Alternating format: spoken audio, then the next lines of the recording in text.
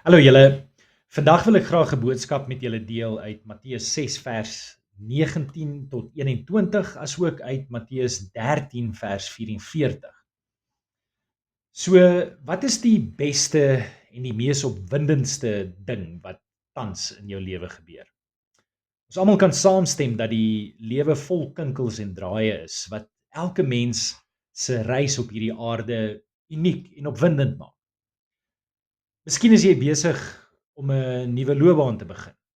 Want om 'n nuwe professionele pad aan te pak, bring vars uitdagings, nuwe groeigeleenthede en dikwels 'n gevoel van prestasie.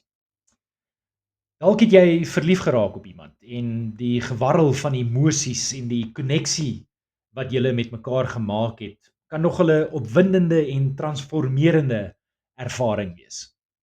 Of dalk is jy op reis na nuwe plekke in die wêreld om nuwe kulture te verken, nuwe mense te ontmoet en die wêreld vanuit verskillende perspektiewe te kan sien. Dit alles kan ongelooflik opwindend wees. Miskien is daar persoonlike doelwitte wat jy bereik het. Of dit nou is dat jy 'n maraton voltooi het of 'n boek gepubliseer het of 'n nuwe vaardigheid bemeester het. Om langtermyn persoonlike doelwitte te bereik, kan ook 'n opwindende oomblik wees en vir mens daardie gevoel van prestasie of selfs vervulling gee. Dalk het jy en jou egpaar nuwe ouers geword.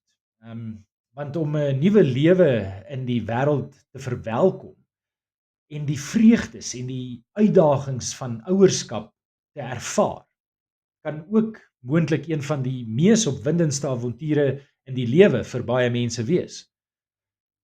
Of dalk het jy 'n belangrike lewensmylpaal in jou lewe bereik. Dalk 'n mylpaal soos om jou studies te voltooi of 'n mylpaal om nou in die huwelik te tree.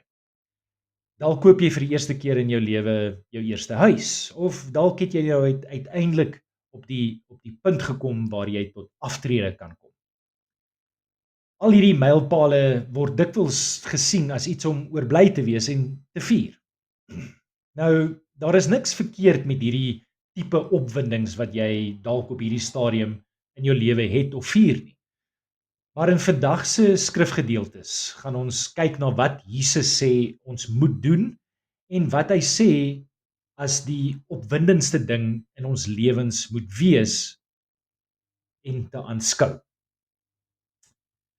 Eerstens sê hy die volgende in Matteus 6 vers 19 tot 21. Hy sê: Moenie vir julle skatte bymekaar maak op die aarde waar mot en roes verniel en waar diewe inbreek en steel nie. Maar maak vir julle skatte bymekaar in die hemel waar geen mot of roes verniel nie en waar diewe nie inbreek en steel nie. Want waar julle skat is, daar sal julle hart ook wees.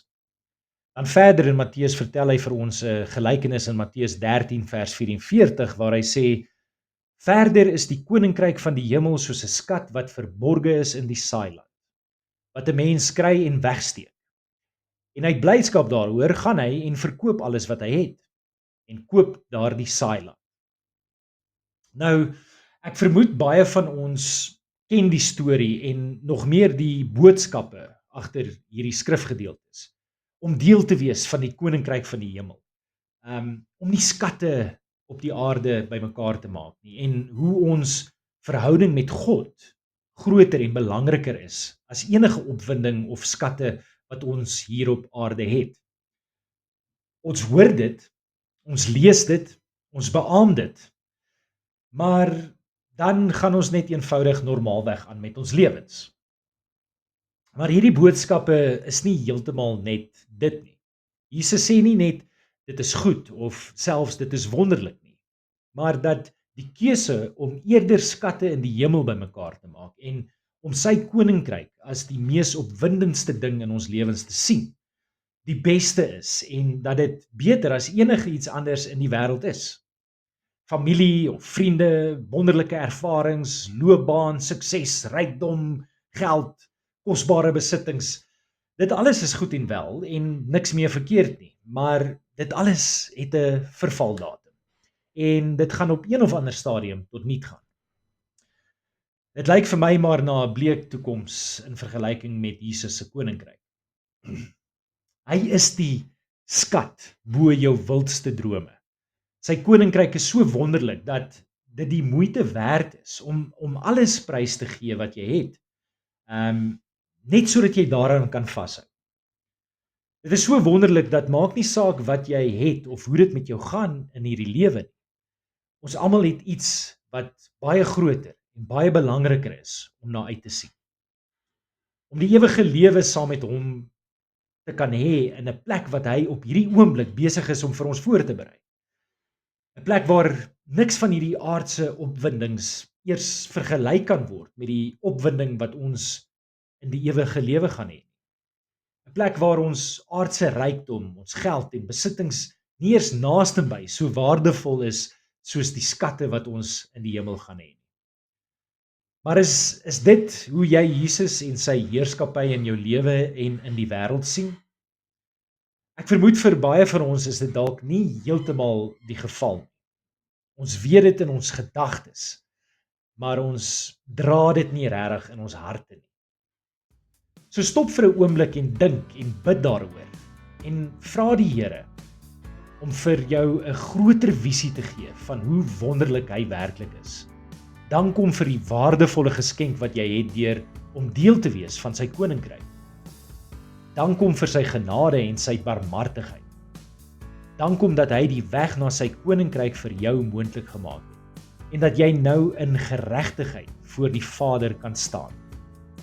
Sê vir hom dat niks en niemand meer belangriker vir jou in die lewe is as om deel van sy koninkryk te wees nie. Dank hom dat jy saam met hom in sy koninkryk kan wandel. Ons bid dit in die naam van Jesus Christus. Amen. Dankie dat jy na vandag se boodskap geluister het en dat jy gaan onthou om dit met soveel mense moontlik te deel. Los ook gerus jou kommentaar in hierdie plasing. Mag jy 'n vreugdevolle dag hê en mag die Here jou seën. Tot volgende keer. Ons chat weer. Ciao.